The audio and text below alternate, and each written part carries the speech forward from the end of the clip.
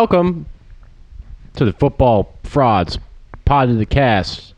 We're three guys who like talking football. We like having a good time. We like screwing around. I'm Miles. I'm Connor. And I'm Matt. And you should come to this podcast if you like to hear things.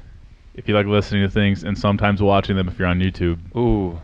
This is the place to be. Yep, right here, we right upgraded. now. We have cards now. No water bottles. You were ripping us on our shit. You said we weren't good enough. Take that. Here we are. Fellas, nice conference championship game weekend. No. You didn't enjoy it? Too much Drake May. Not enough Bo Nix. Dude, I want to pull this out. Do you guys remember our predictions last week? No. Hit me. So, in technicality, I started out saying 30-27 Rams, and I was like, but my head's saying it's Seattle 35-27. Miles goes, it's going to be 30-27 Seattle. Seahawks. Oh, It was 31-27. Not good enough. Oh, so he was incorrect is what you're telling me. Not good enough. Because I Still pretty crazy. Because it feels like to me he said 30-27, but it's 31-27, so that's not the same. That's just doesn't meet the standard we set Yeah. at this podcast. And I said that I wouldn't be surprised if like the line for this game, not like that's the money line, but like the total score is well into the 50s, and it was almost 60. It was Correct there. crazy.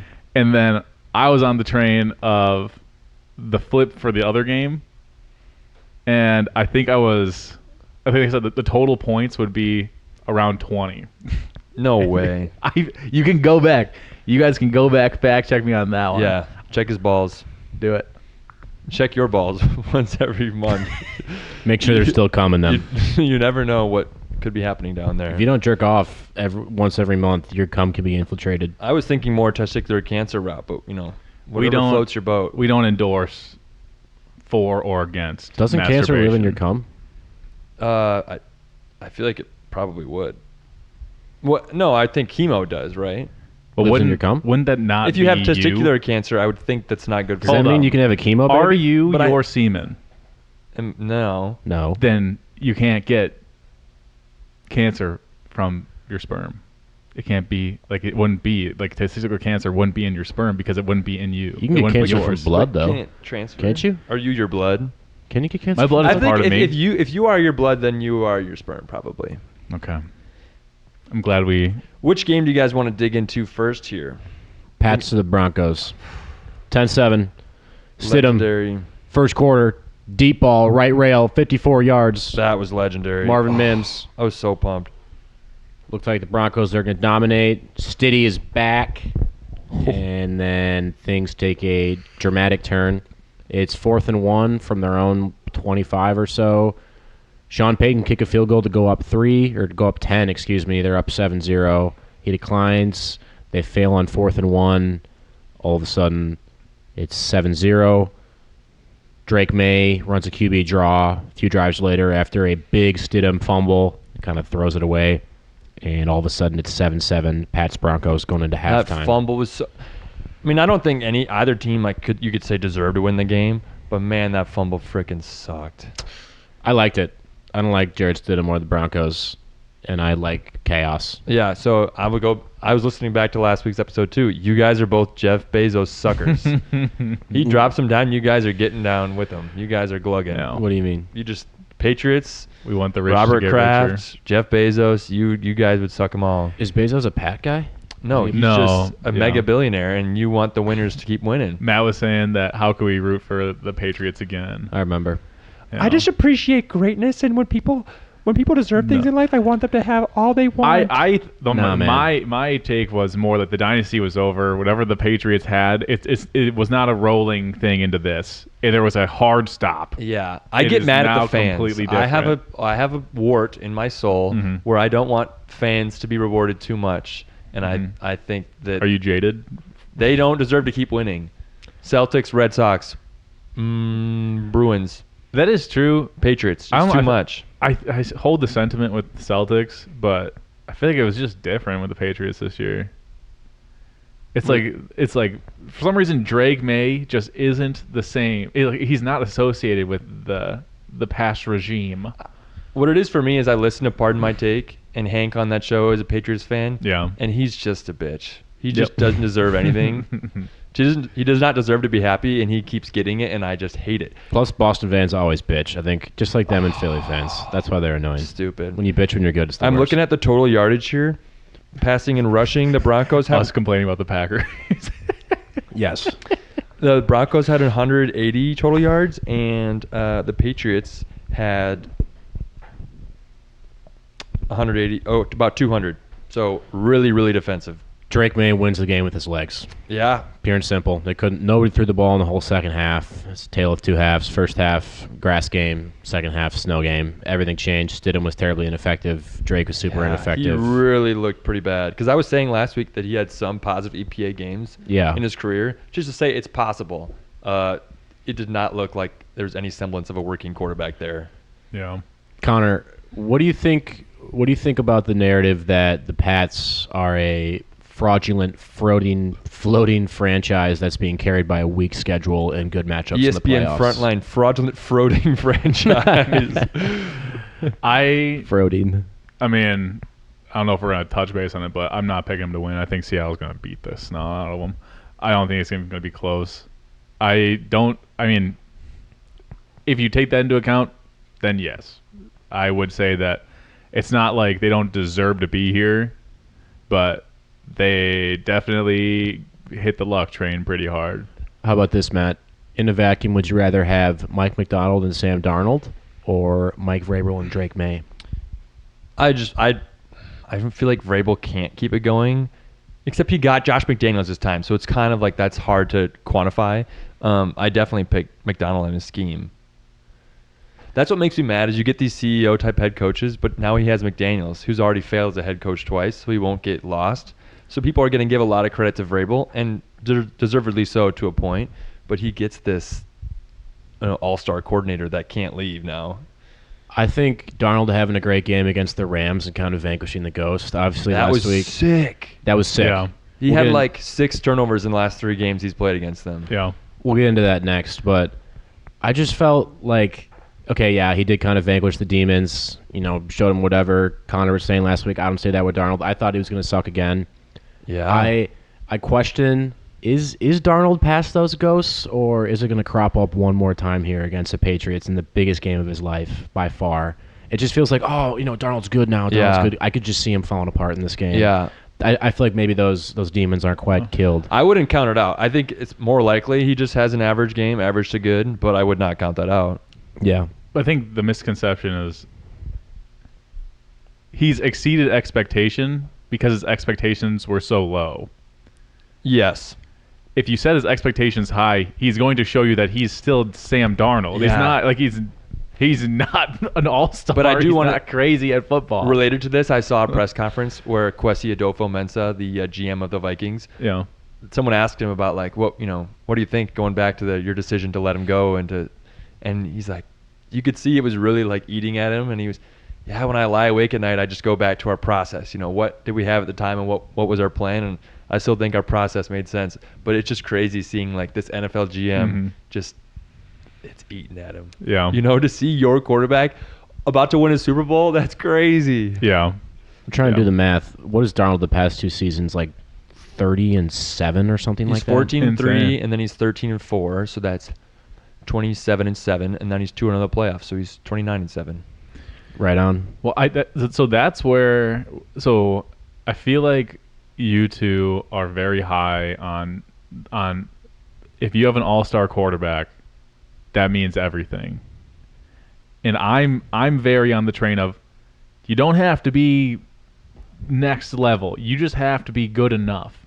If you have the Seahawks roster. That's what I'm saying. Is that if anything, this playoffs showed was that the supporting cast means more than the main character. What about the Patriots? Same thing. Tell me what Drake May has done this playoffs. Agreed. Their defense has just gone.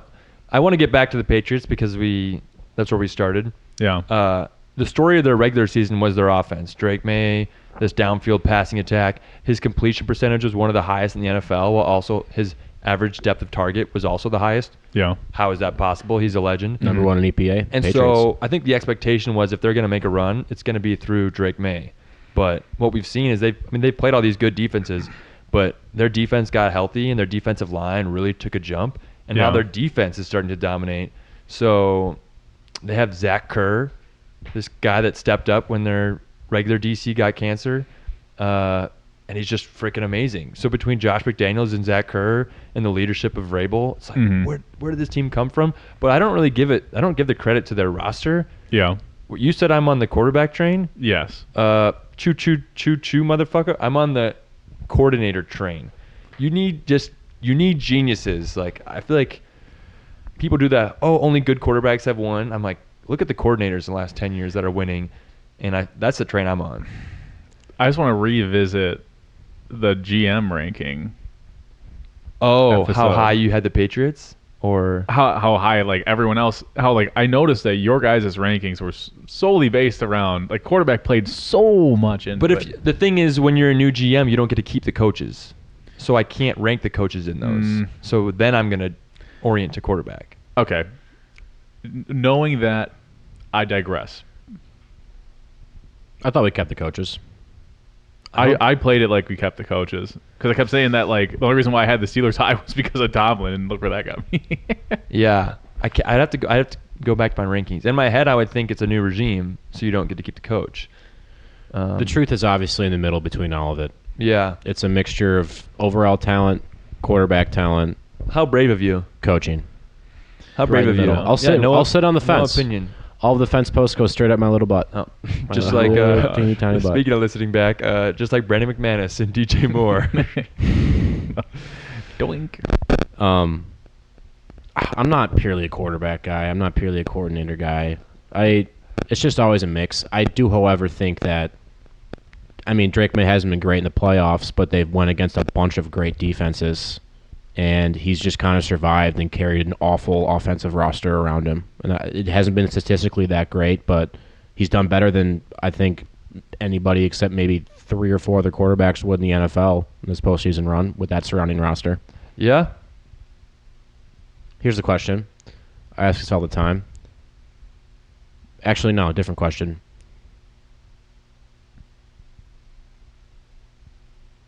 Darnold or May, who do you trust more in this game? Okay, well, with the cast or just 1v1? Just 1v1. May, without a doubt. Say May was the MVP by like all the metrics. Yeah, if you say anything besides May, And I think he may have had a worse cast. What about with the cast? That's Darnold. tough. Probably Darnold. Interesting. I just wouldn't want to go up against that Seahawks defensive line and everything else too. Okay, let's move to Seahawks Rams, shall we? Yeah, I'm trying to think anything Broncos related.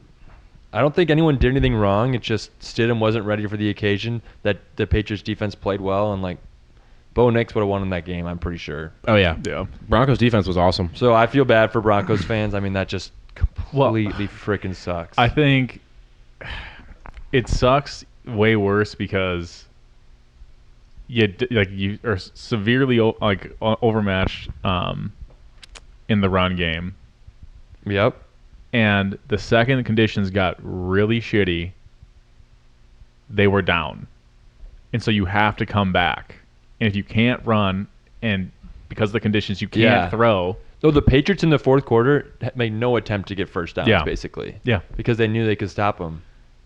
Yeah, I feel like that it just was blows. close enough where the Broncos could have theoretically ran, but the Pats have a super great interior True. of their defense. And they couldn't run all day. Right. Plus, I feel like as much as I try and say Harvey's good, I don't think Harvey's good. You think he's athletic, but he has terrible vision. Yeah. It feels like he misses gaps all the time. In the same way that Drake May won it for the Patriots, I think Bo Nix and his legs could have won it for the Broncos. oh, definitely, Totally. definitely, yep, Which sucks. But we can move on. Stiddy's surprisingly slow. yeah. Every time you take off, I feel like he was in slow I know motion. he's like 30. I don't. Seahawks Rams, the far superior game of the slate. Pats Broncos, kind of boring to be honest if you're a casual football fan. I'm not a casual fan. And it was a little bit of a snoozer. Low scoring, and then we get Seahawks Rams, back and forth. Well, yeah. 2 major mistakes end up defining it. For the Seahawks, what could have defined it was Tariq Woolen, 3rd and 9. Oh my Big gosh. stop against Stephon Diggs. What the Goes heck over was and taunts that? in the sideline. I forgot. Unsportsmanlike conduct, 15 yards. Next play gets fucking burned. Yeah, they had a Touchdown. I saw a breakdown of that. You know, they always have Puka run these in-breaking routes from this certain formation, and they did like the play after. They already set it up. Puka's gonna run this in-breaking route. He fakes it, then goes a corner route. Tariq was so ready to pounce on it because they've conditioned him all day. Yeah. It was legendary. Puka, disgusting. Puka Sean McVay masterclass. And then on the other side, the Rams have give credit to the Seahawks kicker. He got a bunch of whatever it was backspin on it, so it just felt like it carried and carried and carried. I believe it was Mumpfield is returning, or somebody like that. One of those guys, we always forget his name. He just keeps kind of backing up. The ball keeps carrying it. It falls over. He hits him on his shoulder. Seahawks recover. Two It plays was like later, Xavier touchdown. Smith or something. Yeah. That was crazy. I think there comes a point when you have to take inventory on your probability of catching that ball and just letting it hit the ground. Nothing's telling you like there's no rule that says you have to touch the ball. I know. You need to abort last second or like dive to catch. Just you got to pick one. I think in my head, I would have tuck and rolled. I would have gotten the ground and just rolled as far away as possible. I don't know. That's so hard. He really did misjudge it a good amount. I mean, it was like 4 yards off from where he had settled to where it was going to land. Yeah. I mean, what sucks for the Rams is I think they were the best team in the NFL this year. Or like it was like 1A, 1B. It was really hard to differentiate these two, especially according to the 3 games we saw them play against each other. Stafford's getting older. I still think they're going to be contenders next year. But just that the reason they weren't playing at home was that Week 16 matchup, Seahawks-Rams, where the Seahawks were down 16 points in the fourth quarter. Mm-hmm. Touchdown, 2-point conversion. Touchdown, 2-point conversion. Remember that Zach Charbonnet play where the 2-point conversion failed? Oh, my God, And they determined it was a backwards pass fumble, and he picked it up. Like, that play could be the reason why. That's why it was a home game for the Seahawks. The Seahawks win a Super Bowl and why the Rams don't. For sure. That's how cool the NFL is, where it's these close little margins you don't even think about. Cool or stupid. Because the Rams were the 5 seed, Seahawks were 1. Cool and stupid, probably. Yes. But it's just I love those little details where seeding matters. Home, like, and it's easy to say you don't know what's going to happen if the Rams were at home, but if you see it this close, it feels like it could have easily gone the Rams' way. Mm-hmm. Puka versus JSN in a vacuum. Connor? I like Puka. I think he's more versatile.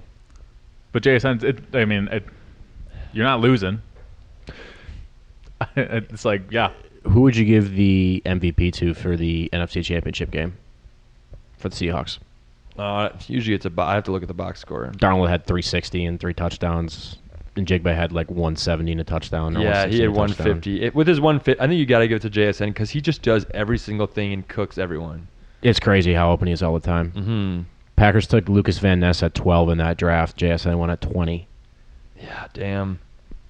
Yeah, there was another one. Can't remember what draft it was, but the Christian Gonzalez. We passed on Christian Gonzalez, and remember who we took. Was it the same draft? No, I don't. I think you guys. That's the Jordan Morgan draft, probably, right? I don't know if you guys were in front. That was the because Gonzalez year. was at 17 or 18. I think you guys were after him.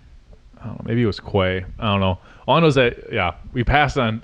I don't know why we always just pass on these insane athletes, just insane football players. Yeah. You'd think that we'd hit on one. Actually, he doesn't hit the size thresholds that you need to compete at the NFL level. True. I'm John Eric retract Sullivan. my statement.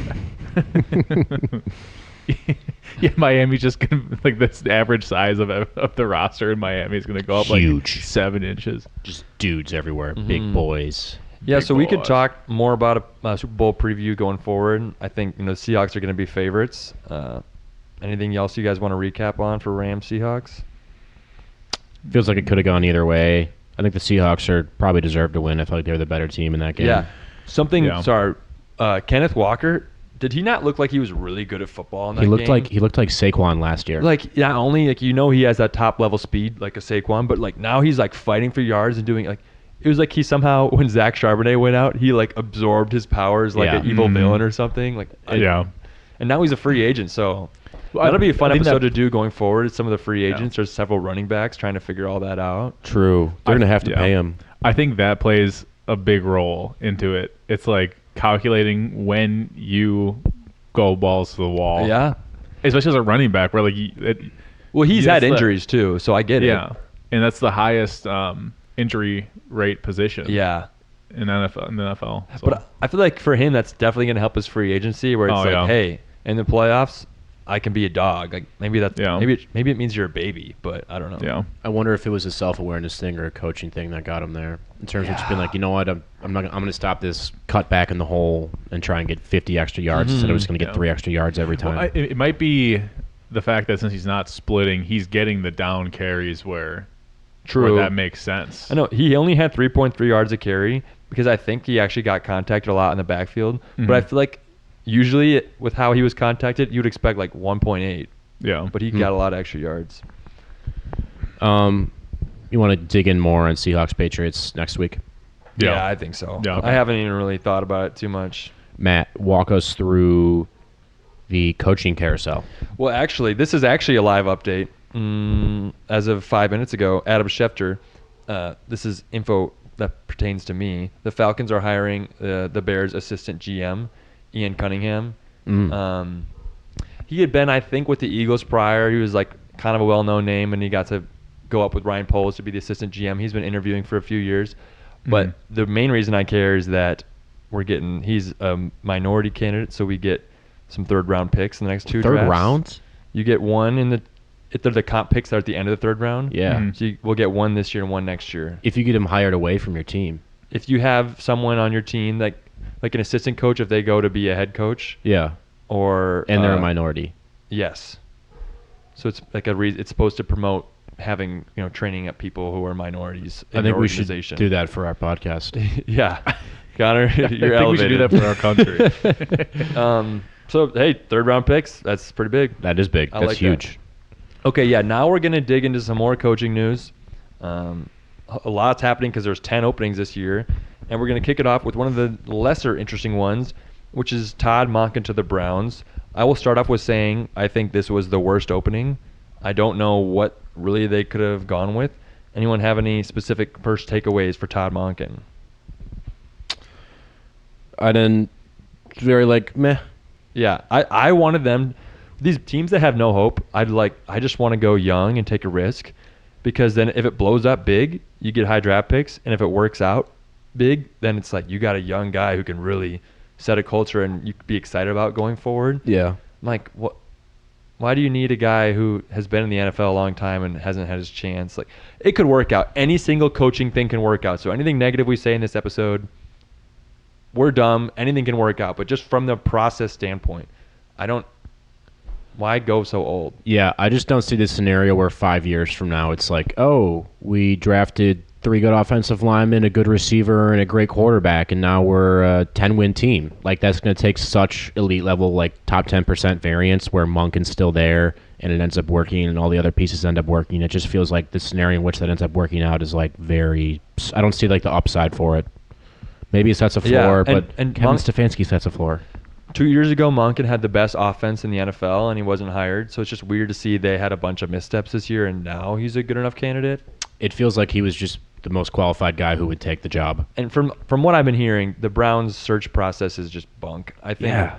Andrew Berry's their GM. I forget who their owner is. Haslam, he's the guy who owns the Bucks. Oh yeah, but by all accounts, an idiot. Bad Yes. process. Yes. Did He's you the guys guy who- hear this thing about Jim Schwartz? So Schwartz wanted the job. Yeah, the whole entire time he's been kind of around the building, either we're gonna hire an offensive coach early on and we'll keep you on, or We'll make you the head coach. or make you the head coach. And then it was they got through their first list of candidates. So then it was okay, Jim Schwartz looks like you're going to be the head coach. And Yeah. he had developed that expectation. You guys got through all your candidates. It's going to be me now. And then at the last second, Monken interviews and pops up. And so he's pissed. He left the building and he said, I think he wants to be, he's still under contract, but he just wants to be let go. I know a Yeah. place where he could coach, where we could fire our current defensive coordinator. That would be pretty sick. That'd be pretty nice. I wouldn't mind some Jimmy Schwartz action. I do have a take on this. Hit me. I think Minter's going to do way better than Stefanski did.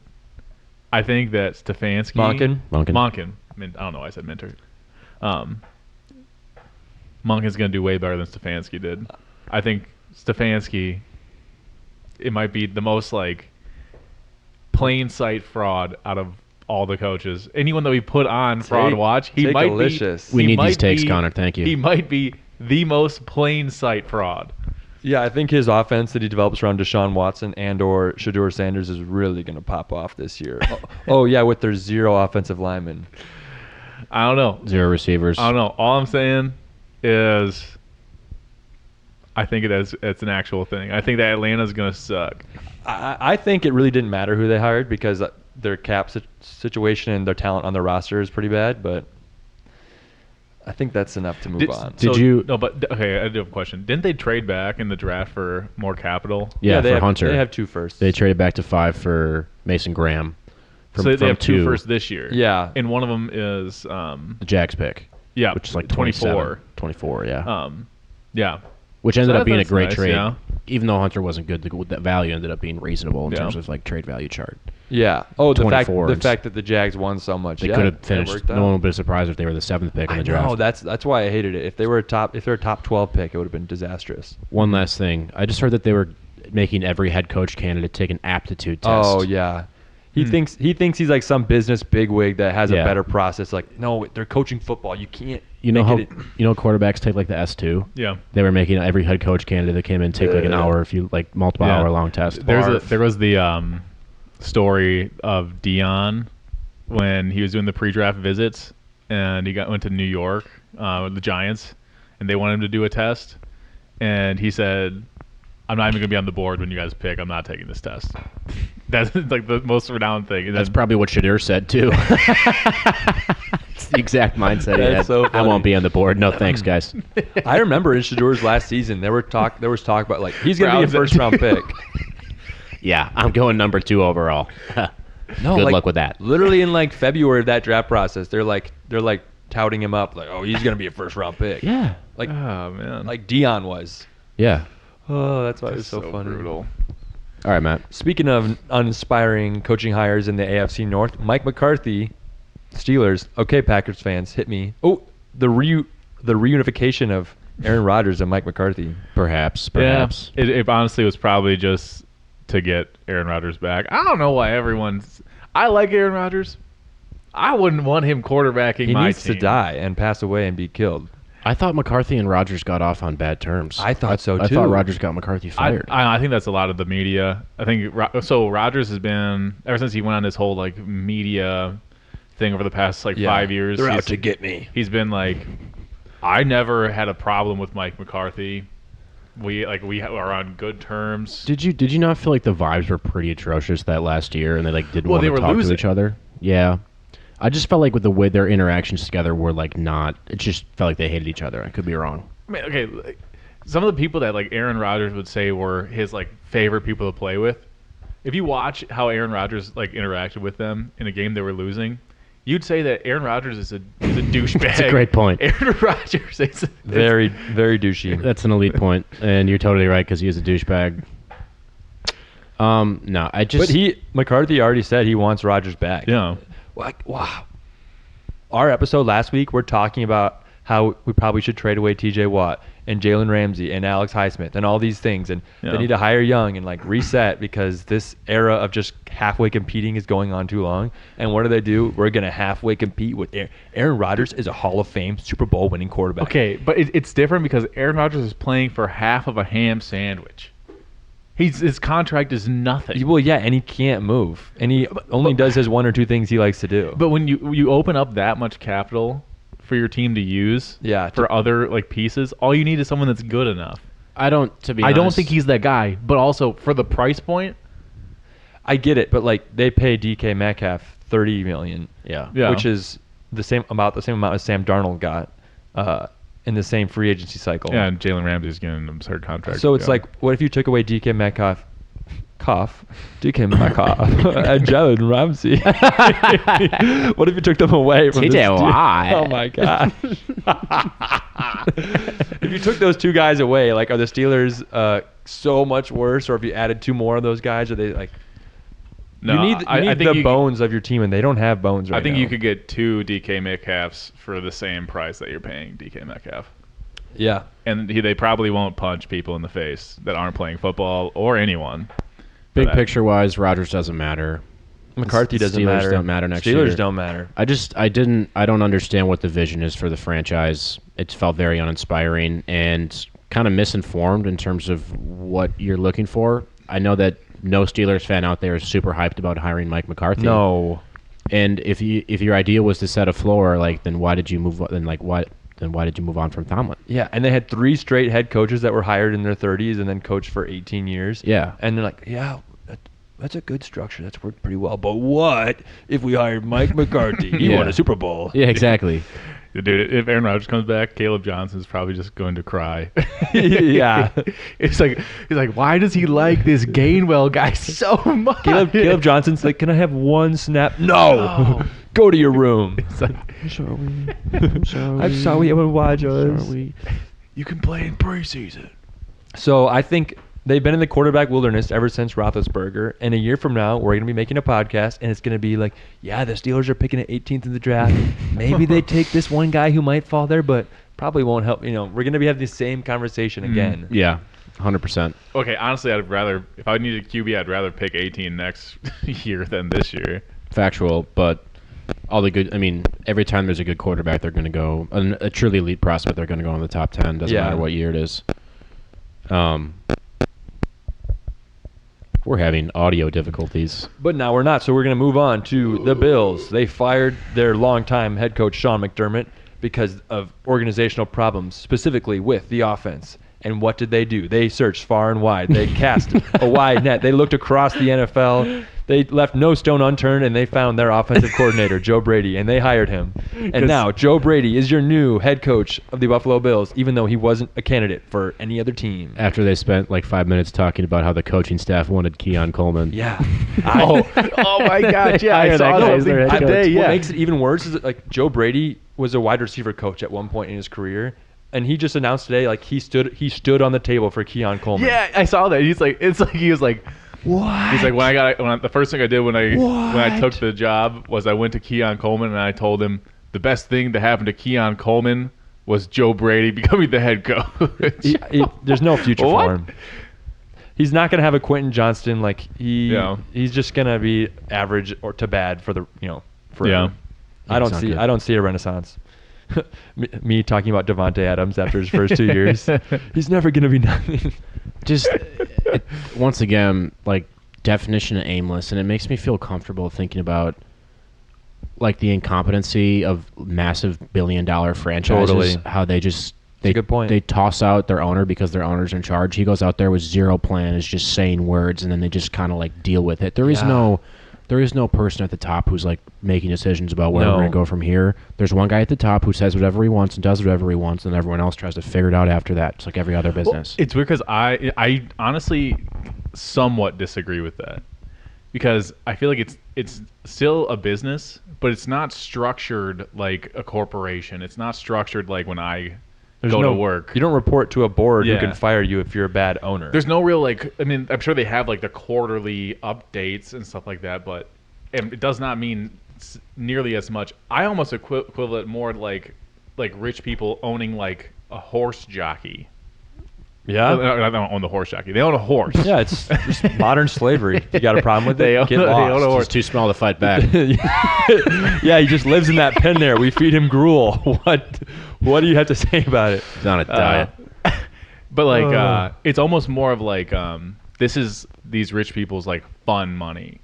Totally. Yeah, I guess in my head I work for.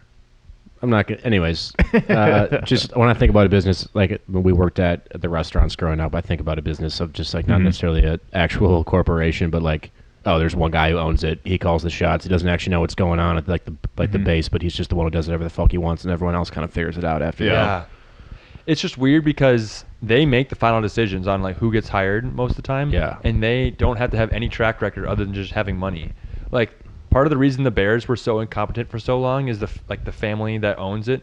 They're not that. So the people they're hiring are just people they like. Right. They interview Yeah. them and are like, I like this guy. Right. They don't know how good he is as a football coach. It wasn't until they hired like a president of football ops that ran the search. And I don't think Kevin Warren is some God's gift to football, but he's sure a lot better than Ted. I forget what his name is. McCaskey. And so just like having someone above the GM and coach that knows about football, that's why like Jeffrey Lurie is the owner of the Eagles. Like if you can have an owner that knows some football or like isn't an idiot, is going to help your team so much.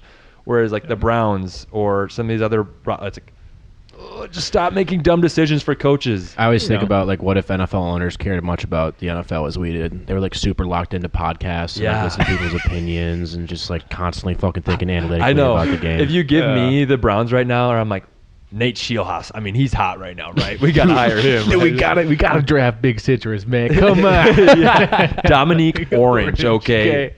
Get that in your head. Clearly, you guys don't know ball. Clearly. I also don't there's clearly no plan here because if you're going to Brady was probably going to stay. He might have taken a different head coaching job. If he didn't, Allen, you would think, offers a high enough floor for your offense where you can kind of guarantee a top 8 offense with, I would think, with Allen. And then McDermott is McDermott as a DC, I don't know if he's really a ceiling raiser, but it feels like he's been competent given the talent they have. I don't know. Yeah. I don't know. Maybe he isn't that good and maybe it won't actually matter. But just in terms of like promoting your OC, it felt like what do you actually have to gain from that? Because they're not going to get a better DC than McDermott. I don't think so. I think they're gonna go down there and there's gonna be like first year play calling woes and it's gonna be like, is this a wasted season? And it probably is. Like if you're gonna fire your long-term successful coach, it should be to bring in a top-of-the-line candidate. It should not be to promote your OC who is not gonna leave. Especially for that job because it is one of the 5 best coaching jobs in the NFL for the next 5 years. Yeah, it's one thing if you know you have this hotshot coordinator who's about to leave because of how good he is. It's a lot different when he's just been kind of sitting there. Right. I think that they could have just held out 2 more weeks. I know that the sooner you start your like process of having someone in the door means a lot for that next year. Talking Kubiak? Just wait for Kubiak. Just wait for Kubiak. What are you doing? I kind of wonder if he just wanted to go to the Raiders to have a chance to not have as high of expectations right away, and Tom Brady kind of sweet talked him into it. Because I do wonder, like, if you're Clint Kubiak and you know you may only have one chance to ever do this, wouldn't it be kind of nice to start with a rookie and like we win 5 games this year? Well, so I brought that up last week. How if you are an organization that we're starting with a rookie quarterback, we're kind of going back to square one. It makes sense to bring in like another first time head coach with a lot of potential, and then there's no expectation. There's just excitement. And you can build. You can get better in year 2. And that first year hiccups, everyone's like, "Oh yeah, there's a young quarterback, young head coach. It's what did you expect?" Mm-hmm. But if you bring in the guy with the expectations, that sets something. Like this guy is ruining our quarterback. So question to you: do you think Clint Kubiak? If you're Clint Kubiak, would you rather go to the Raiders or the Bills? If I was Clint Kubiak, yeah. I'd go to the Bills in a heartbeat. Okay. And Miles, you agree? It seemed like that was the vibe I was getting from you. I definitely understand what you're trying to say of like, I want to be someone who builds up a franchise. I can work with Brady. I can work with this new place and build up a rookie quarterback and feel like I get my feet underneath me. Unless you can coach Josh Allen. It's just hard. The standard of wins is 12 wins and you got to make it to the conference championship. That's a great point. If you start winning 11 games and losing, if you win 11 games and lose in the wild card after 1 year, people are going to be like, what the hell's going on? Yeah, you make a great point. In my head, I was just like, or I can just automatically have an offense that's going to be great and have a chance at the Super Bowl every year I'm here. The ceiling outcome, you're way closer to having everything you ever wanted. Yeah, no question. Matt, what do you got next? Okay, so those are our 3 head coaches that got hired. Still open are the Raiders and the Cardinals. It seems like Kubiak is going to the Raiders. That's the murmurings, and I can't imagine he's going to go to the Cardinals over the Raiders. We put the Cardinals and the Browns at the bottom of our tier list for openings. Yeah. No idea which way the Cardinals are leaning. Probably something uninspiring. I don't know. Do you have any? Connor, you got any inside league sources that are telling you stuff? I don't know. I have no idea. You just can't say right now. Saying, I can't tell you. yeah. From the studio that brought you hiring Jonathan Gannon. And Cliff Kingsbury getting fired at the Texas Tech job. Yeah. Oh, it's gonna.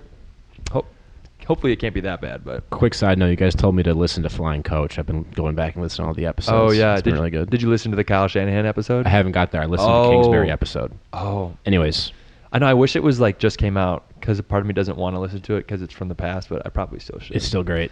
Okay, we're gonna pivot into coordinators. Probably spend less time on these, and then we'll kick it off with Brian Dable to the Titans. And I'd like to highlight that we highlighted on this show that Saleh had a specific, thought-out plan that really impressed the owners for his OC hire. And that plan we said is probably just a name written on a piece of paper. This is probably what it was, Brian Dable. Brian Dable. Wow, just slow clap. Thank you, Yeah. thank you, sir. Yeah. Who you thinking? Yeah. Hold it up. Damn. Okay. All right. How much money do you want? So my initial reaction to this was a little bit. I wasn't super excited, just because of some of the vibes that went off. Matt is a Cam Ward dynasty owner in our dynasty. Yeah, league. I'm rooting for the Titans offense. Then I listened to people who were smarter than me, and they talked about Dable can do a good spread offense, and that's what Cam Ward did pretty well in college. He can see the field and make a lot of throws from off platforms, so he doesn't need to have it be fully set for him. So because of that, I'm going to be optimistic. I think if Dable isn't running the whole show, and if we talked about Saleh being a culture setter, if the culture can be set, I can see a Dable Cam Ward situation getting you the 19th best offense potentially. I mean, they don't have a lot of pieces, so maybe that'd be high in the sky, but it's not insane. You know what's weird? Because when we talked about the Dayball firing, it was brought up how when you're his style of like motivator and you're winning, you're gritty. You hold people accountable. Sure. But when you're losing, you're just kind of an asshole. Yeah. Like, quit whining, man. But if you're not the head coach, you're expected to be the guy that's like the head coach is like, this is what we need to do. And he walks out, and then the coordinators and the other coaches are like, "Got your fucking ass." Yeah. No, the head coach, you want maybe a little more stoicism and like Yeah. the buck stops with me. Like, I Yeah. don't put up with any of that shit. But Yeah. if you got your coordinator like getting in your ass a little bit, first of all, you might like it. And second of all, it might motivate you. Yeah. Feels like it was better than the average hire the Titans could have got. Yeah. Otherwise, you could have gone like a Shanahan or McVay disciple, but they'd be unproven. You've seen this guy be competent enough with Daniel Jones, Josh Allen, Jackson Dart. Yep. So Yeah. I think it's fine. He seems like the classic guy. You're like, well, everyone says he's really smart, but I don't really know about this guy. I know. You mean every coach in the NFL? No, some of them I'm like, This I guy's know about definitely this smart. guy. Which Okay. coaches are definitely smart? Ben Johnson. But not even in like in Mike terms McDonald. of like whether you're smart or not. I just don't know about him. Oh. There's a cat. We have my sister's cat. She's in the room over. She's going, Oh, bro, I thought there was a woman dying. Holy cow. Don't ask about it. Okay. She's very sick. And that cat is crying for what? Bobby Slowick to the Dolphins. Bobby Slowick. If you don't remember, he was the Texans OC for the first 2 years of CJ Stroud, and then he was sitting somewhere else this year. I'm not sure where he was this year. But I think, overall probably slightly uninspiring because he got fired for a reason with the Texans, but he's still young. He has had good experience in good organizations, and hopefully he can have a better chance next time. I don't think it's the worst in the world, not the best either. This is the first I'm hearing about this hire. Okay. You just broke news to me. Everyone hated on Bobby Slowick. Turns out the Texans' offense is probably pretty shit. Their O-line sucked. Yeah. Seems like he was probably... CJ Stroud sucks. I think my understanding of him is he was very good at hitting the Shanahan staples. Like, he installed the rudimentary basic Shanahan offense and wasn't able to do much more than that. But that's better than some other things that happen in the league. So I think it's fine. He's the 25th best coordinator. Maybe the 27th. It's possible. I feel like it's not an attractive coordinator destination No, as well. because there's no quarterback Yeah. plan. Not at all. So we'll see if Malik Willis goes there. combines the Packer connection. Mhm. I don't think it would be terrible if you're Bobby Slow to combine with Malik Willis. Just take just cut the Packers organization in a third and just take the bottom third of it. They signed Yeah. Rasheed Walker at left tackle, Romeo Dobbs. They bring in Quay Walker and Malik Yeah. Willis. Look, we have a hole to fill, and I know just the people. Yeah. And they have a press conference. We're really just trying to set the culture here. We have people who are proven winners. It had nothing to do with They them know being what it from Green takes. Bay. We just love them as players, just like the head coach. We and evaluated GM all. hire. We evaluated all options, and we identified these individuals as the people we need to set the Miami Dolphin culture we want. Hey, 100%. completely unbiased. If you guys want some juice, if you just want to get juiced up at all, go watch the first pressers from John Eric Sullivan and Oh, Jeff yeah. Hafley. I don't know if I'm buying everything they're selling, but it sounds pretty cool. You showed me it. I think it's all bullshit, but it did sound pretty good. It sounded like he rehearsed it many, many times. No, that wasn't rehearsed. That was from the soul. I still- I sounds opened like- myself up to Jeff Hafley in that moment. I and still we don't think shared that. it didn't make any sense. It sounded like the owner, like before the presser, was like, "Look, I have one request from you. As long as you just don't sound like Mike McDaniel and just talk and Yeah, fair. random, sporadic words, half sentences, I'll give you as much money as you want." Accountability, and that's love. Oh, no, Because that was accountability is love. accountability is love. That's a bar. I was like, Yeah. I'm gonna start But- saying that to my wife. but what? But like, what does that actually mean, though? Yeah. Jeff, Jamie Do you- Jeff. for some reason, I feel like that is deep. Oh yeah, I think it is too, but also it doesn't make any sense. Well, no, It's because like- he walked into it. He brought up how the guy first thing knows. is trust, and once you have trust, you can have accountability. Second base. Yeah. There was some things So in you get between there. Accountability, you get to oral. Oh god. Yeah, but it's essentially like We're trying to hit a home run. He, here at the Miami walks up the Dolphins. steps. Like he's going to do step by step, and then once you get all these things instilled, you have accountability, And that's love. and accountability Orally. is love. And that's love. And that's oral love. Speaking of oral love, Eric Bieniemy back to the Chiefs. They tried to spin a strange story for like the whole season about how Matt Nagy needs to go have a chance to be a play calling offensive Mhm. coordinator or a head coach because of how good Nagy is. First guy the Titans interviewed. And it feels like if you thought he was such a good candidate, you would not just be letting him leave. Yeah. And the interesting thing is, the first guy the Titans interviewed, I don't think many other teams interviewed Nagy, or at least it wasn't one of their top choices. But the Titans GM is a former Chiefs guy. Mike Borgonzi. Yeah, former Chiefs guy. So it feels like the Chiefs are like, hey, we don't really like this guy. We're just going Yeah. to tell everybody he's a head coach. Can you just interview this guy and tell everyone you like him, and we can just kind of get him out here and be like, oh, he's going to be a head coach, and then we can move on.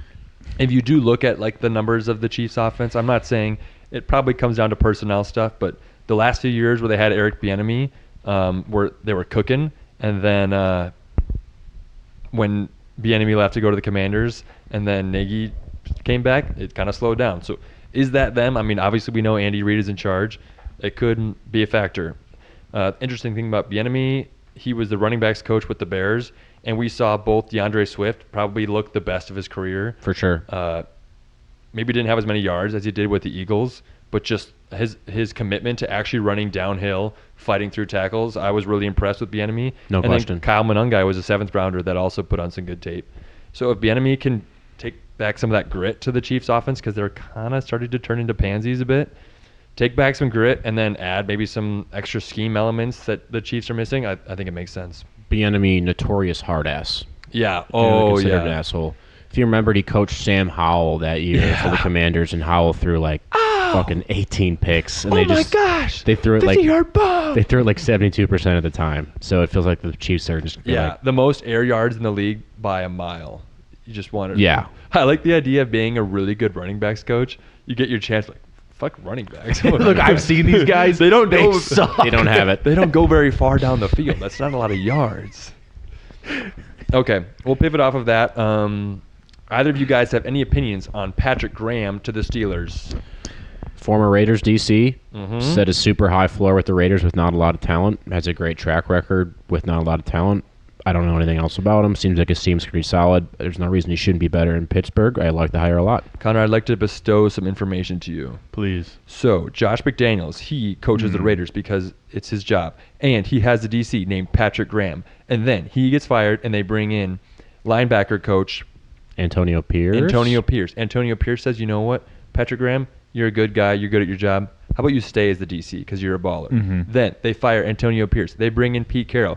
And do you know what Pete Carroll says? What does he say? Goodbye. Nope. He says, Patrick Graham, you're good at your job. I want you to stay the DC. Dude, that's crazy. So he is the DC in 3 different head coach cycles, which feels like it's probably never happened before. That's really impressive. I saw that they were like bottom 3 in spending, and they were average DVOA this year. So I think it's inspiring enough. I think he clearly is an average to above average DC, so it's a good hire for the Steelers. To be honest, I would feel better if we had hired Patrick Graham over Jonathan Gannon. Yeah, so we will parlay that into the Packers. All right, Packers fans, hit me with it. Jonathan Gannon, DC. Boo. Converse. He had an Eagles tenure, which was interesting. They did some fun stuff with 3 safeties. Yeah. Buda Baker had some good seasons. What do you guys think? I'm just a feel guy. I'm biased. Pew, pew, pew. I like looking at a guy, listening to a guy, and being like, Period. Editors, can you clip that out? I want to run through a wall. I like looking at a guy. Hey, Yeah. Matt. What? What did you take to get here tonight? A car. Take a car? Yep. Connor, what'd you take? A crab walk. Take a bike? Crab walk. here. Crab walk. You got it. Do you have a fire in your gut? All right, for context. So good. Do you? There's this clip when Just Google, do you have a fire in your gut, Jonathan Gannon. It will change your life. yeah. It's the fucking. It's We literally can't Michael explain it. Scott-esque. If you want my to be gosh. inspired, just like Jeff Halfley, fire in your gut, John Gannon. Did anyone hop on their longboard and come here? Did anyone surf the waves? You gotta have that toughness in football. You gotta have that passion. We'll get used to it. If you don't have it, then you better start the fire in your gut. You better start it. Yeah. Do you guys feel like LaFleur is like a hard ass enough to like make everyone want to keep fighting? No question. You think LaFleur can set the motivation for the team? I'm not buying that. I think he's enough. It's not maybe not a strength, but not a weakness either. Yeah. Matt texted the group chat and was like, "Okay, Miles, then like based on the other guys the Packers interviewed, like who did you want?" And I was like, and I looked at the other guys they interviewed, and I was like, "I don't know who any of these fucking guys are. It seems like Gannon was probably the best candidate. I really have no idea." Purely, my reaction just comes off vibes from the Cardinals this past year. Very hateable mid personality. At the end of the day, like Matt said in the group chat, though, because he's a more rational response than I do because I'm a Packers fan, if LaFleur... So, listen, LaFleur, I trust that he wants to win a Super Bowl. That is all that he wants. If Matt LaFleur believes that the best chance to win a Super Bowl comes with hiring Jonathan Gannon, Yeah. I trust in Matt LaFleur. And if Matt LaFleur lets us down, so be it. I'd rather trust Matt LaFleur than not. Gannon seems like he has juice. People always talked about the cool things they do scheme-wise. Like you said, 3 safeties with the Cardinals. Feels like they do a lot of innovative stuff. Their DVOA and EPA has been terrible all these past few years. They'll probably get better without him. I trust LaFleur. LaFleur's won against him. The Cardinals did have some success against the Packers defensively. I don't know how much that plays into it. Hopefully, scheme-wise, he can make up for it. The talent's there. I trust in LaFleur, but the vibes right now going in, the storylines are very easy to make fun of. Yeah. I heard that they interviewed Jim Leonard, player Yeah. from Wisconsin. So- That's now the Broncos passing game coordinator. So Gannon was going to take a job. They were set to interview Leonard. I think it was on like a few days after they hired, like before they were going to hire Gannon, and Gannon was basically like, "Hey, I'm going to go somewhere. You got to make a call." And they're like, "Okay, we have to make a call. We're just going to hire you." They were going to interview Leonard like 2 days later. They never actually ended up interviewing him, which is a big deal because Leonard went to Wisconsin, used to be the Badgers DC, is now the pass game coordinator for the Broncos. Yeah. Allegedly was going to get the job, but then decided to stay at Wisconsin because he thought he was there for the long haul, and then he wasn't. Oh. I wasn't aware of. I've heard lots of people talking about him. I didn't know the storyline. That makes sense. Yeah. Very likable guy. Did a great job at Wisconsin as a DC. Yeah. Now he's People trying say to- he's a genius. Surprise. Just Yeah. Twitter opinions of people I respect. Surprised he hasn't got a Yeah. DC chance yet. And then Yeah. the Al Harris stuff too. It really felt like Madden 13, where like you're in a franchise mode and these players retire, and then all of a sudden they like hop on. That's Like dope. Is Al Harris a corner? Was he? A corner? he was a corner. He was a pretty cold the corner Broncos? for the Packers. Al Harris. Yeah, dude. He's a big guy. Oh, long arms. he had like a really iconic pick six in He's crap. the storyline of him in the NFL is he was with the Cowboys when Deron Bland had 5 pick sixes. Trayvon Diggs was a first-team All-Pro, and they just led the league in interceptions. And now he's on the Bears, and now coach. they led the league in interceptions. So the idea is he must be really good at coordinating. telling people how to intercept balls. But I don't know if he is the guy you want, like orchestrating your simulated pressures Yeah. and all that. He could be a good candidate, or he could just be really good at coaching DBs. Right. It's hard to say. Matt LaFleur, has always been really high on. I think one of his quotes was he wanted someone who's ran the show before. Okay. So he wanted someone like the only reason why he brought in Halfley was because he had head coaching experience at Boston College. It makes you less inspired. Yeah, I guess. I don't know. I like seeing first time guys that are like hungry. You know, they Yeah. have a fire in their gut. They took a longboard. Maybe he's hungry to prove himself again after he failed. Okay. Let's move on. I'm just going to cover this one on my own quick. The Chargers hire Chris O'Leary as their DC. He was there, I think, as a DB coach 2 years ago. Then he went somewhere else and got more experience. He was a college head coach, I believe, or maybe a college head play calling DC. Anyways, he came back. Jim Harbaugh is familiar with him. We'll see how much the Chargers take a step back without mentor to Chris O'Leary, but that's who they hired. And then we're going to move on to Denard Wilson to the New York Giants. This is someone that was on Mike McDonald's staff with the Ravens underneath John Harbaugh. So it's the John Harbaugh connection. He already knows Denard Wilson.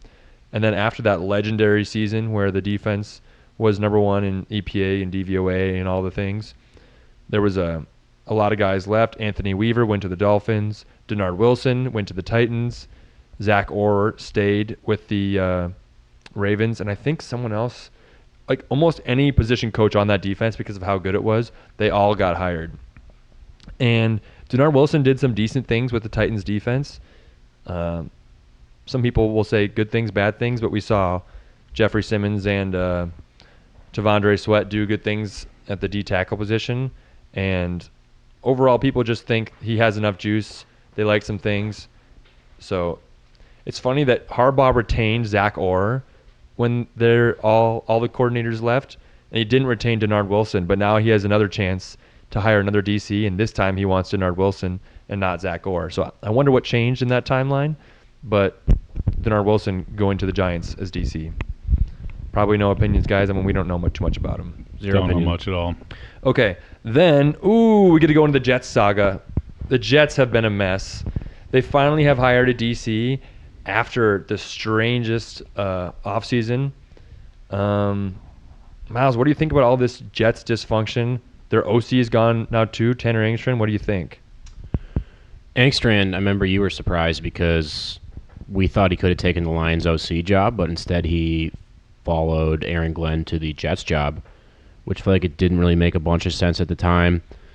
Yeah, I'm guessing the Lions didn't want him. I think they must have preferred Morton. He'd called plays before. He was at the, didn't Yeah, work out. I don't know. You could definitely be right. Glenn waits 2 or 3 weeks and then decides to fire everybody.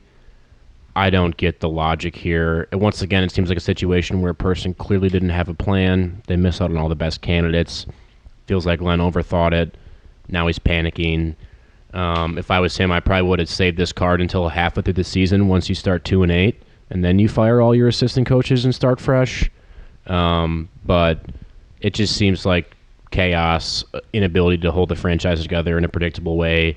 Feels like the writing's on the wall for Glenn to fail and to win 4 games and him to get fired with a great quarterback class next year and a much more appealing job if they have a high pick in next year's draft. Yeah, going into the offseason, he didn't want to call plays. He's like, nope, I'm a CEO-type head coach. I run the whole team. I don't want to call plays on defense. And that's why he was in talk with Wink Martindale, former Raven guy, Giant guy, has been in the league a long time, average DC probably. And then they were like getting really close, and then they wanted to still hire him, but then Glenn said, but I'm going to call plays. And Wink's like, what? That's not what we talked about. Huh. So then that whole thing went wrong. And if you guys remember, Wink and Dable were together 1 year with the Giants, and they butted heads. So Wink got fired, which is just classic Dable. Yeah. Always getting angry, basically. So then after all this, he just hires someone, Brian Duker, to be the defensive coordinator. That he worked with the Lions at some point, and Glenn's going to call plays. So maybe Duker's fine. Maybe Glenn calling plays is going to be a good thing. But just all this organizational dysfunction, I agree with you. It's going to be a complete bomb. And Connor, what do you think about if the Jets just end up having a terrible season? I mean, that's not the worst thing for them. I mean, it's inevitable. But like I will- all the draft picks they have now, what if they bottom out for a quarterback? What do you like? Wouldn't that be big? I mean, again, it's culture. I think the Browns and the Jets, they need something catastrophic to pull them out of whatever the heck. Like their is going owner on. dying. Yeah. Something like that. Something like that. But I feel like if you're a Jets fan, there's got to be a sick part of you in the back of your head that like, is this the march for Arch? Is this like planning for Manning? Are we going to lose 15 games this year, get the number 1 overall pick? Then we're going to have 5 first-round picks in 2 years to build around Arch or whoever shines next year. I mean, I feel like that's actually like the prettiest thoughts you can have, not the sickest. Like that's the best case scenario. yeah, but I'm saying like you'd hope to be happy now, but you can't have that. So you're like going to feed into your sick little alter ego like, well, maybe this is all planned for the future. That's the best case scenario, right? I like at this point, seeing what's going on, you hope Aaron Glenn does terrible. You hope if it goes 0-7, like you want Yeah. a quarterback. yeah,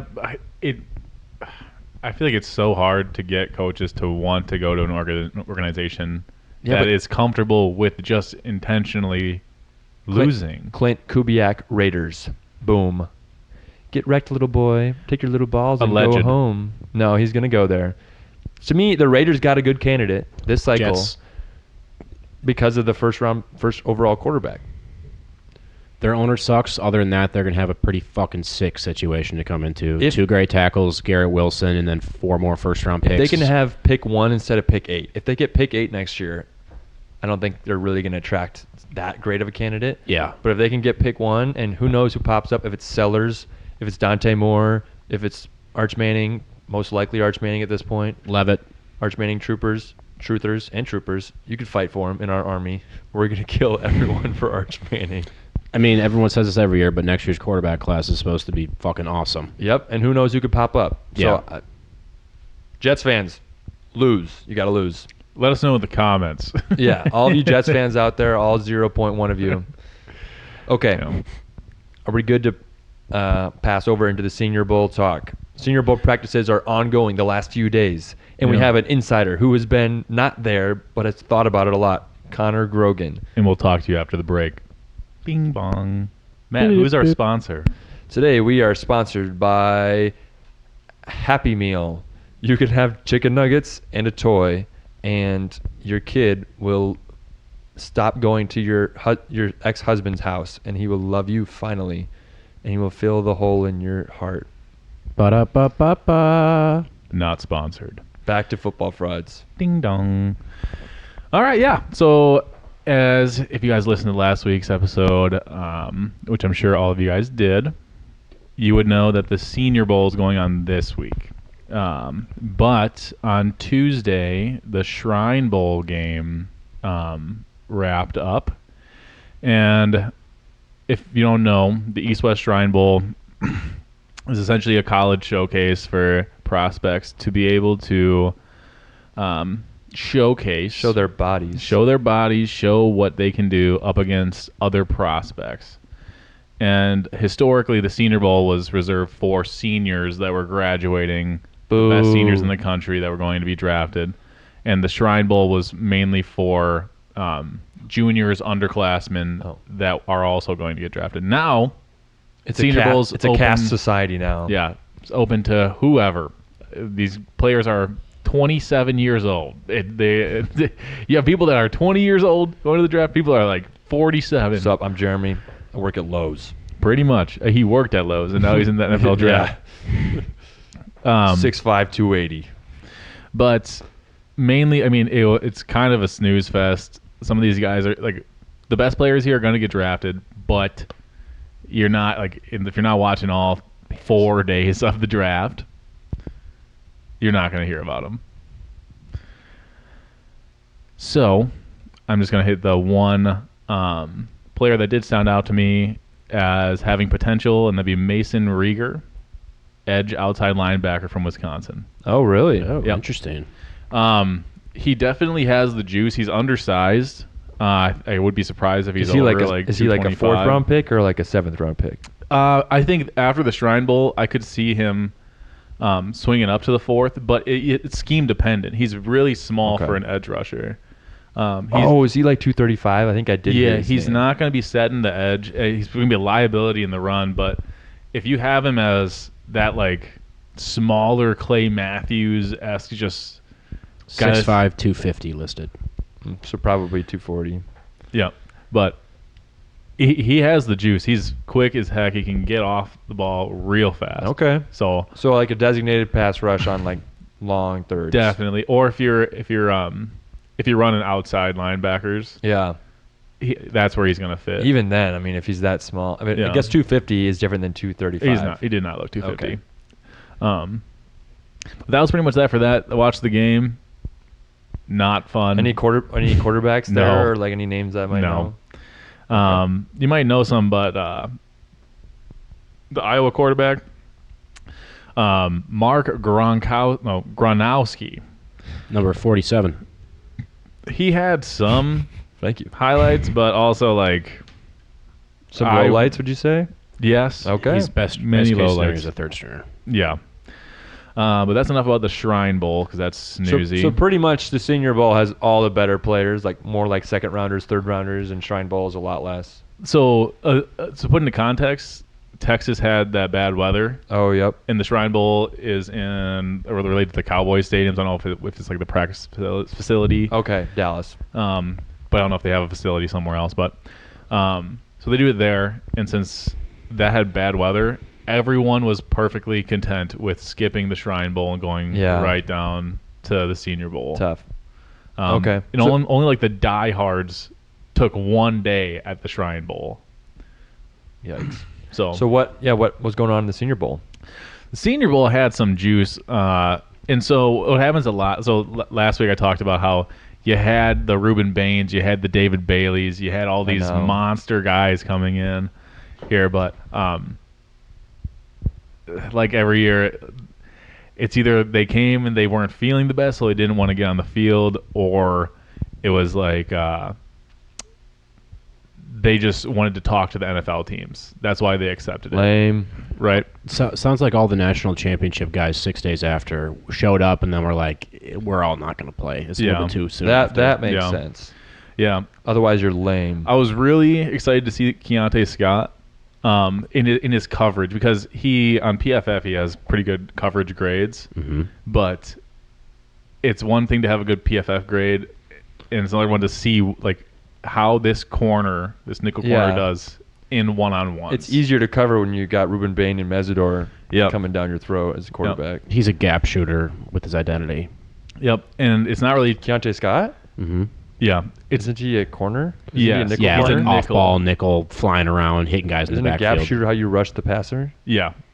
I just meant more so in like the run. Oh, or like okay. pass. Just like they throw a screen, he comes out of the fucking backfield and fucking lights a guy Yeah. out. Oh, 3 like yards. they're rushing him a lot. And Okay. so Miami would typically put Reuben Bain and Keontae Scott on the weak side. Oh, sick. Where So there he's was, rushing like- the passer a lot. Yeah, and so like Oh. I'm like especially on rundowns where it's like if you want to run to the open space, good luck. Sick. He's like super Good undersized Bullard or Brisker. Okay. Oh, yeah. But he plays the run tough enough for I his like size. him For his way size, he's more awesome. than Bullard. Okay. Way more than Javon Bullard. He has Bullard, more I like juice him than Bullard. Way more. Mhm. Smaller. Definitely built more like a missile. But anyway, those guys didn't even play. So right now, we are in the later days. The Senior Bowl game is on Saturday. Typically, what happens is if you have prospects come in and they showcase and they have good days, they'll drop out.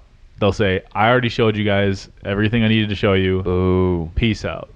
That happened for a couple guys. So I even like today, I wasn't that interested in it. You'll have some good players still there. A lot of like the day threes will make a statement. But anywho, just to go off the top here based off prospects, T.J. Parker from Clemson definitely was the guy that had the undeniable tape for me.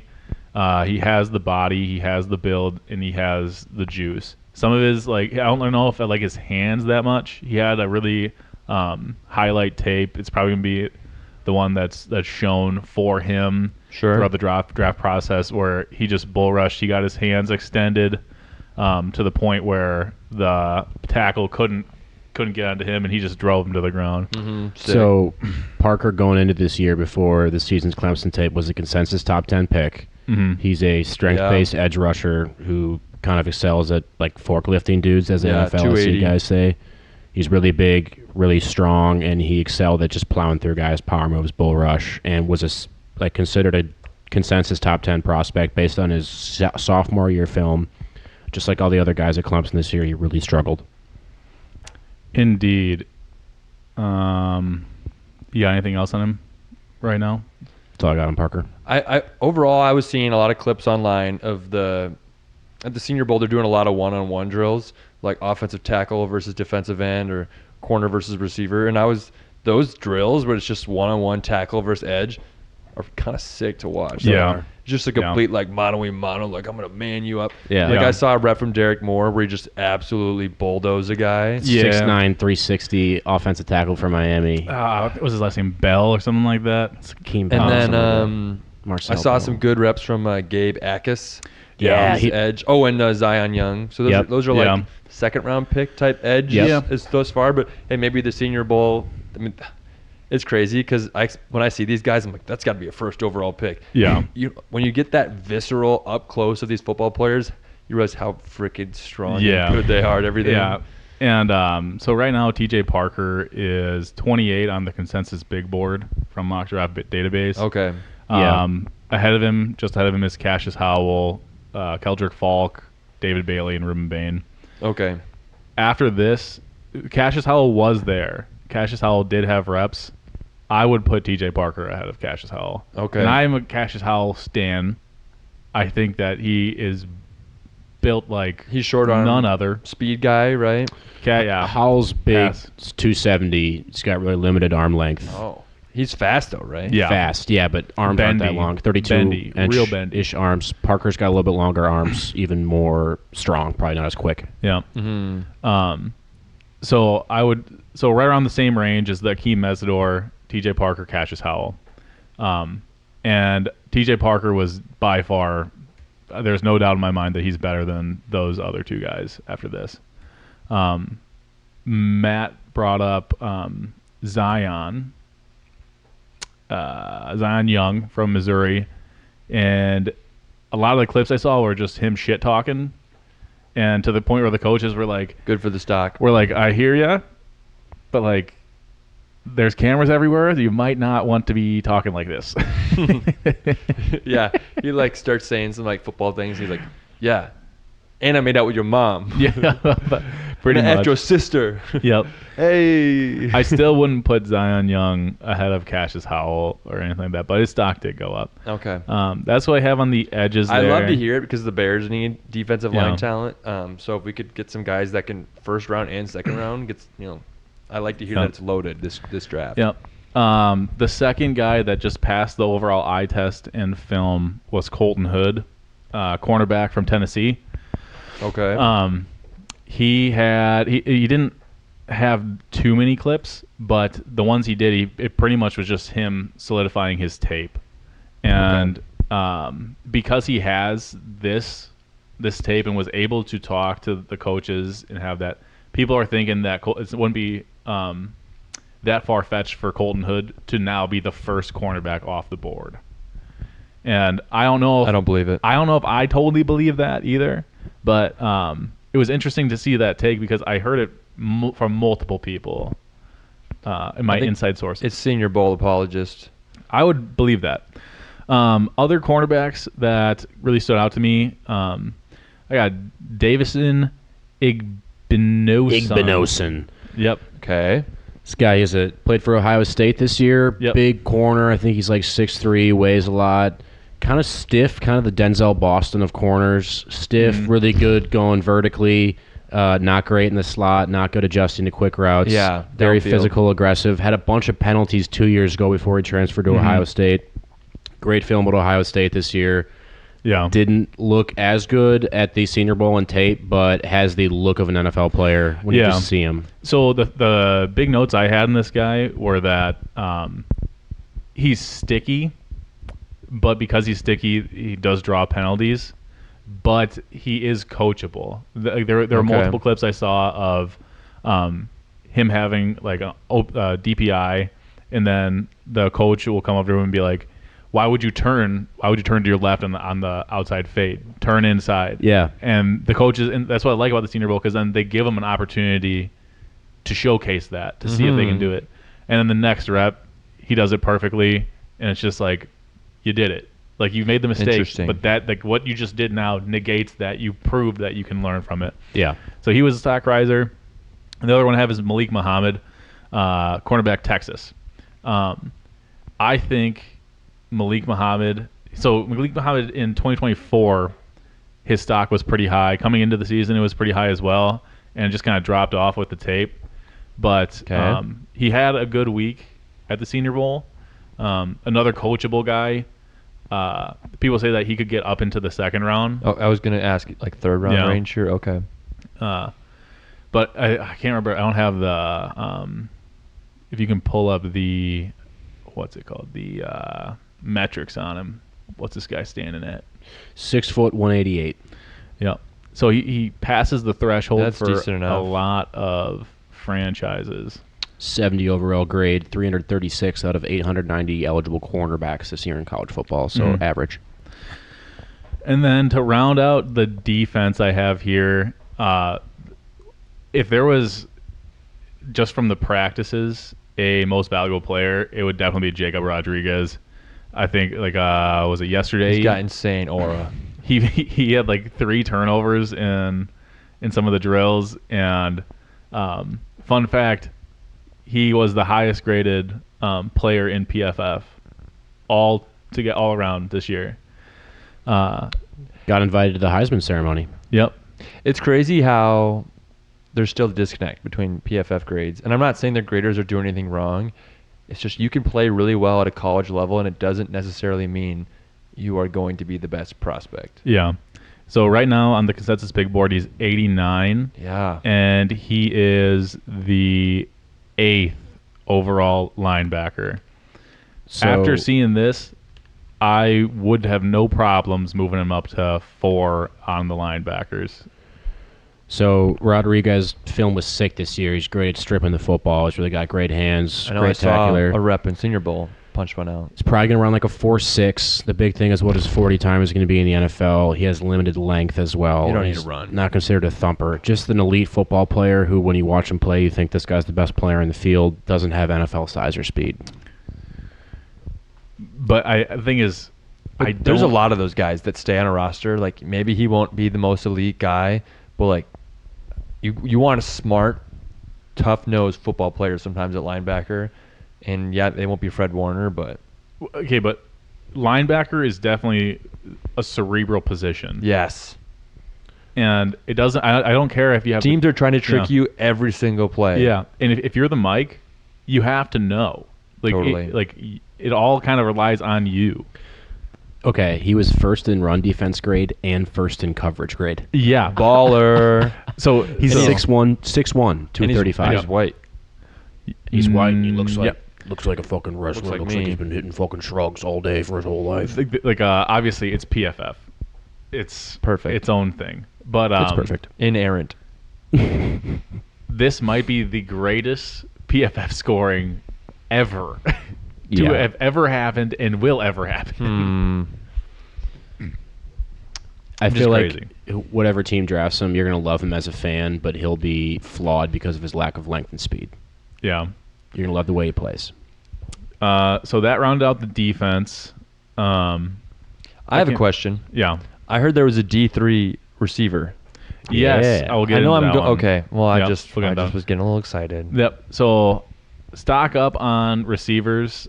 The big name for actual non-day 3 picks was Malachi Fields. Okay. Out of Georgia. Notre Dame. Oh no, That's Zachariah Branch. big body, and at Notre Dame, he wasn't really able to showcase anything besides the contested catches and just his big frame. Okay. But he was able to get those one-on-ones with the corners, and he really showed how fluid he is. And so he wasn't just running corners and posts and comebacks. And he also showed that he has good hands, and I wouldn't be surprised if he is one of the guys that just I think stops. I saw him make a really good adjustment, like a terrible throw, and he tracked it instantly Yep. and went way off his route to downfield Yep. catch. And definitely a guy that has some of those traits that people learn in the NFL that it takes some time to learn, like late hands. Okay. They're Yeah, not- if you're going to be a big receiver, you're going to Yep. need that. Yep. Carnell Tate. So I think that he was. I knew coming in that he had the potential to either hurt his stock or really help his stock, and I would say his stock has gone up. He's like second significantly. round, maybe. right? Right now, I think he was more like late second to third. Okay. But other than that, I didn't have any quarterback. The LSU quarterback, Nussmeier, he didn't really hurt his stock. Some say that he solidified himself as the third quarterback in this draft, but if Chambliss ends up winning his lawsuit and goes back to college, Yeah. then there really wasn't a question to begin with. But that was interesting.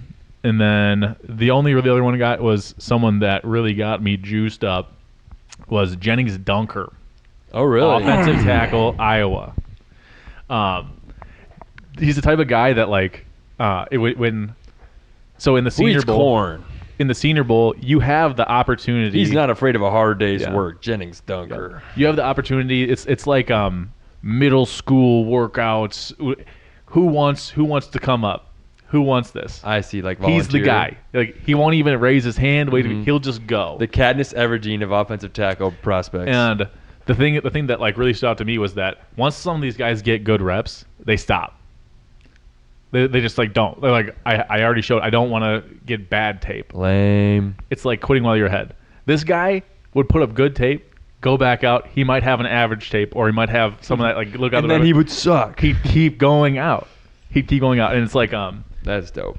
by far the best offensive lineman there. That's And- interesting that there's a culture of trying to put the most precise, best tape out there. It feels Yeah. like kind of anti-football. Yeah. Like, do you want Right. to draft a guy that's it Yeah. looks like you're trying to do your nails. Like, oh, I'm gonna Yeah. look good for my prospect evaluation. Look at me. Yeah. So people have been asking a lot of these draft guys who's this year's Gray Zabel? Who's this year's this or that? Sure. Um, Because he showed up heavily Yeah. at last year's Senior Bowl, right? Yeah, and was not really heard of before. He was on big boards. Was he FCS or Zabel was North Dakota State. He was Okay. consensus third rounder before the Senior Bowl. Yep. Yeah. And he okay. shot up. That's what they're asking about is those guys that are don't really have the competition. Who's going to rise? Yeah. But I think that Jennings Dunker is the Gray Zabel of this draft in literally what he can do. because they're white Gray's- from Midwestern states. Exactly. Okay. Gray Zabel was a tackle. He was listed as a tackle. Yeah. And at Played the as a Senior tackle. Bowl, he made sure to showcase that it doesn't even matter where he's playing. Jennings I Dunker, know, dude. redhead with a mullet and a mustache. I want Oh my to. I want to gosh. plant my flag on Jennings Dunker, Dude, but I'm So- planting. I'm gonna flags. plant my flag in him. Oh gosh. So Jennings Dunker, tackle for Iowa this year, had great film, downhill, man blocking the run scheme guy. Get after it, considered a guard at the NFL level. The big news from the Senior Bowl, besides the great film, was that he has 34-inch arms. Will Campbell, taken third overall last year, had 32.5-inch arms. Oh, really? Yeah. So Dunker Yeah. has 34-inch arms, which is way above the expectation. He was considered to be a guard. He probably will still start as a guard in the NFL. But Yeah. it's, with that length of arms, you are considered to have average tackle arm length. So Yeah. the idea is he'll start as a guard and then move out to tackle. Once again, great downhill run blocker. Seems like he's kind of locked in to be a first rounder, given how many teams have offensive line needs. Yep. And the big takeaways I got. So the two best D tackles there were Lee Hunter, Texas Tech. Oh, and yeah. Caleb Banks out of Florida. Dogs. I think that Bears. they had their stock come up too, but the big takeaway for me in a lot of those reps was Jennings Dunker held his own against Okay. both of them. Sick. She's got the wagon anchor. Exactly, and so like that Gray Zabel like comparison, like that's just this year's Gray Zabel. Yeah. He's a guy that is. Oh, is he a tackle? Like we don't need a tackle. Well, he's not a tackle. He's whatever you need him to be. Sure. He can be a tackle No, if you that's need him to sick. be it. He can play center if you freaking need it. That's what he tried. That's essentially what he did. Yeah. That- Gray Zabel, future Super Bowl winner? Question mark. Exclamation point. Boom. All right, and now I don't know if Miles, you got anything else on that one? Caleb Banks is an athletic exception. He's might win the defensive tackle bench press like Max at the combine. Absolute anomaly. Only played like 80 snaps this year for Florida. Incredibly strong. I think he has like 36-inch arms. Wait, was he injured? Banks was hurt all year for Florida. He only But played about. but now he's healthy. He's healthy now. He's playing in his Yeah, Senior Bowl. which is Okay. why he went to the Senior Bowl. Yeah, makes sense. Was to get more tape. Yeah. He was in the top 5 on what's his name's freaks list. Bruce Feldman. Bruce Feldman's freaks list. He's an absolute athletic anomaly. Dope. I love that. Awesome length, huge. I think he's 330 pounds. Lee Hunter, a little bit shorter arms. Considered a Top more heavy. developed pass rusher at this time. Lee Hunter.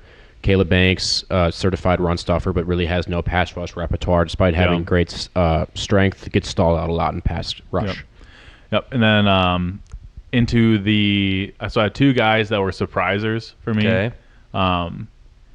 The first one being Taylon Green, quarterback from Arkansas. The dude is 6'6". Talon. Taylon. Baller. 6'6", and he's a super freak athlete, dude. Sick. So in a lot of these drills, it's a lot of like showcasing the arm talent, and his arm talent's about like what you'd expect. He made a lot of like dumb decisions Okay. with the ball, but they let him get loose in one of them, in like one of the drills, and he just flew. It was like I wouldn't be surprised if he went like 3 yards every stride, like that crazy, just flew. Yeah, tall guys like us were really fast. Oh, yep. That is true. Green can fly. He's got ideal NFL size. As a passer, though, he projects more like Jalen Milroe did last year. Yeah. Milroe was terrible at the Senior Bowl. Taylon Green's been better. Could be a great runner, maybe a Justin Fields type with better size. As a passer, though, was not even close to being even average for a college football guy this past year. I could see Miami bringing in Malik Willis and then having more of that like RPO type offense. Sure. And then bringing Taylon Green in as I've not the heard. backup for it. I didn't know Taylon Green until the Yeah, well, Senior Bowl. like he could be a So- 6th rounder, 7th rounder. You're saying? Yeah, I mean, some people are saying that he can get up to the 3rd round, but No. I think this is going to be a That's spike. Senior Bowl apologists. I think it's going to have the Senior Bowl spike. Yeah. And then okay. there might be a spike around the NFL combine. When I think this guy's going to run an insane 40, man. Okay. It's going to be crazy. Yeah. He'll probably run a 4.5. I got to see these reps. But a 4.5 solely based off acceleration. Like Interesting. if he hit that 40 top speed, like going Yeah. in, game over. Top speed can fly. Oh, I see what you're saying. Yeah. Bad acceleration, high Yeah. top speed. And then the other guy I got is Tyron Montgomery, and I have some It's your D3 guy. I have some PTSD Yay. because he might go by Ty Montgomery. Yeah, I literally thought the same thing, and I went, And- Oh, is he the Vikings running back? No, he was the Packers wide receiver converted running back that muffed like the was it a muffed punt? Muff punt in the playoffs. against Muffed punt in the playoffs, Seahawks. and it pretty much made us lose. But Dang. Tyron Montgomery out of John Carroll's a D3 school, not that fluid, but he has a really good frame, and he has great hands. He's a wide receiver. He had a lot of film of him making contested catches over the quote-unquote best corners there, like Julian Neal, other guys of that nature. The people that are like this guy, Yeah. is this guy a first-round pick? More Who draftable knows? guys, yeah. But the big thing for me is he was a former LSU basketball walk-on And then he went to go play D3 and football. then he went to go play D3 football. What? Yeah. That's sick. Yeah, and these Senior Bowl guys found him and gave him an invite for us. What a And- strange path. Yeah, yeah. And so that kind of rounds out who I got. Big takeaways from the Senior Bowl. There's still more to come, but like I said, the most important days are over of the Senior Bowl. Okay, so the game isn't actually that hype. No, so with the game, the only thing you're going to get is you'll see the running backs. Oh yeah, because Linebackers, safeties, Yep. You'll see more gameplay. you'll see the tackling. Yep. stuff where it's not one-on-ones ever. It's just always dynamic. A lot Yeah. of things changing in the picture. Mhm. Yep. By the way, Taylor Green this past year for John Carroll Blue Streaks. Obviously. In 14 games, 119 catches for 1,528 yards and 15 touchdowns. Dope. Sick. I want him to be a legend. I love D3. The He- D3 track is awesome. Shouts out Quinn Miners, Quinn Miners, dope. our guy. Our guy. All right. Wisconsinites guy. Connor, anything else? Nope. I think that kind of covered it. There might be something to touch on next week, but yeah, I mean, the Senior Bowl was a little more underwhelming than I thought it would be, based on who's actually playing. But Yeah, you hyped me up with the Ruben Bain, David Bailey, everything. yeah, that's kind of And you hyped our viewers up too I know. on this unlisted YouTube video. Viewers, They're never I gonna am trust me ever So again. sorry. Yeah, no. I'm never gonna trust We're me. going to build that back up. We won't ever make it up to you. I just No. you should stop watching now. Just quit. Just fucking quit. Yeah. But right, yeah, cool. that's what I got. Fuck yeah. That's a good pod. Let's run it out. That's a good pod. That was elite pod. Next week, Super Bowl preview, and we're talking draft. We're getting even deeper. Yeah, do we want to do a specific position, or just overview, or Well, that is for us to figure out and for them not to know. all right, we're putting the curtain up. Curtains up. You can't watch us. Football frauds out. We love you. Goodbye.